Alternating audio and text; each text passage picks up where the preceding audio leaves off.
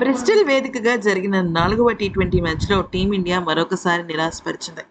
ఇప్పటికే సిరీస్‌లో వెనకబడి భారత్‌కు ఈ మ్యాచ్ తప్పక గెలవాల్సిన పరిస్థితి ఉండగా, ఇంగ్లాండ్ మాత్రం అన్ని విభాగాల్లో ఆధిపత్యం చెలాయిస్తూ 9 వికెట్ల తేడాతో ఘన విజయం సాధించింది. అయితే ఈ విజయంతో 5 మ్యాచ్‌ల సిరీస్‌ను మరొక మ్యాచ్ మిగిలి ఉండంగానే 3-0తో భారతదేశాన్ని చిత్తుగా ఓడించి ఇంగ్లాండ్ జట్టు గెలిచేసింది. టాస్ గెలిచి మొదటగా భారత్ బ్యాటింగ్ ఎంచుకుంది. అయితే ఆరంభం నుంచి ఇంగ్లాండ్ బౌలర్లు కట్టుదిట్టమైన బౌలింగ్‌తో భారత టాప్ ఆర్డర్‌ను ఒత్తిడిలోకి నెట్టారు. ఓపెనర్లు త్వరగా పెవిలియన్‌కు చేరడంతో ఇక కెప్టెన్ శ్రేయస్ అయ్యర్ ఒంటరి పోరాటం అయితే చేశాడు. అద్భుతమైన షాట్లతో ఇన్నింగ్స్‌ను నిలబెట్టి అజేయంగా 80 పరుగుల తేడాతో అద్భుతంగా తన ఒక ఇన్నింగ్స్‌ను పూర్తి చేశాడు. కానీ మరో ఎండ్‌లో సరైన సహకారం లేకపోవడంతో భారత్ నిర్ణీత 20 ఓవర్‌ల్లో 7 వికెట్‌కి 158 పరుగులు మాత్రమే చేసింది. ఇక జోఫ్రా ఆర్చర్, జో స్టాంగ్ ఖచ్చితమైన బౌలింగ్‌తో భారత బ్యాటర్లను ఇబ్బంది పెట్టారు.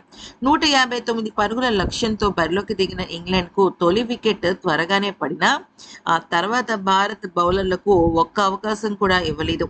కెప్టెన్ హ్యారీ బ్రూక్ తన కెప్టెన్సీ ఇన్నింగ్స్‌తో అదరగొట్టేశాడు. కేవలం 35 బంతుల్లో అజేయమైన 79 పరుగులు చేశాడు. కానీ ఇక్కడ శ్రేయస్ అయ్యర్ ఏకంగా 80 పరుగులు చేసినా కూడా మిగతా బ్యాటర్లందరూ విఫలమవడంతోనే ఈ రకంగా ఆ ఒక ఇన్నింగ్స్‌కి గుర్తింపు లేకుండా పోయింది.